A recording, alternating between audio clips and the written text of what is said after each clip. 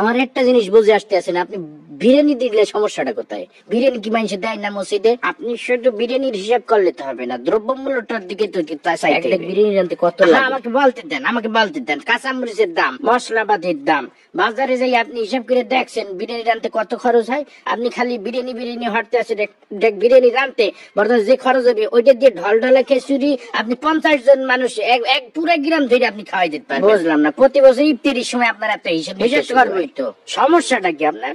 আপনি খালি খাওয়ার হিসাবটাই বুঝলেন, আপনি দ্রব্যমূল্য হিসাবটা বুঝবেন না। আপনি কি মনে হচ্ছেন আমি কি বহুত টাকার মালিক হয়ে গেছি? হ্যাঁ, এখন যত কামাই তত খরচ। এই যে আপনার মসজিদে প্রতি মাসে ইমাম সাহেবের বেতন দিতে হয়, ইমাম সাহেব চলবে কেন? আমার কথা বলতে দেন। আবার এই যে রমজান মাস আইছে, তারাবি পড়াবে, হাদিয়া দিতে হইবে না? আমার খরচ কি কম? ফেতরা দিতে হইবে, জাকাত দিতে হইবে। শোনেন একটা কথা, রিজিকের মালিক আল্লাহ। আল্লাহ আপনারে ধন সম্পত্তি দিছে, ধন সম্পত্তি দিয়ে আপনার পরীক্ষা লেখতে আছে। এই টাকা পয়সা যখন তখন আল্লাহ লেগে যেতে পারে। আপনি এই টাকা পয়সা আপনার জানের সৎকার করবেন, ফেতরা দেবেন। মুসলমান হিসেবে এটা আমাদের সকলের দায়িত্ব।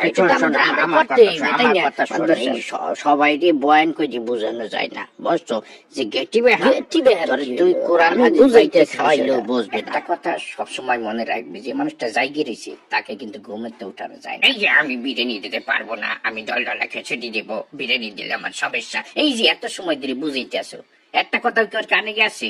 ও শুরুতেই বসতে আছে যে আমি ডলডলা খিচুড়ি দেবো, আমি বিরিয়ানি কতক্ষণ ধরে বুঝাবো আমি? এই দিক টাকা শোন, আমি গত বছর আমি পুরা গ্রাম বইটা আমি বিরিয়ানি খাইছি না, পুরা গ্রাম কোনো ঝামেলা হয়েছে। আমি এই শুধু আমাদের মসজিদ না, আমি ভাগ করে দিছি। আমি পশ্চিম পাড়া মসজিদে দিছি, উত্তর পাড়া, দক্ষিণ পাড়া সব মসজিদে আমি ডেক করে বিরিয়ানি পাঠাই দিছি।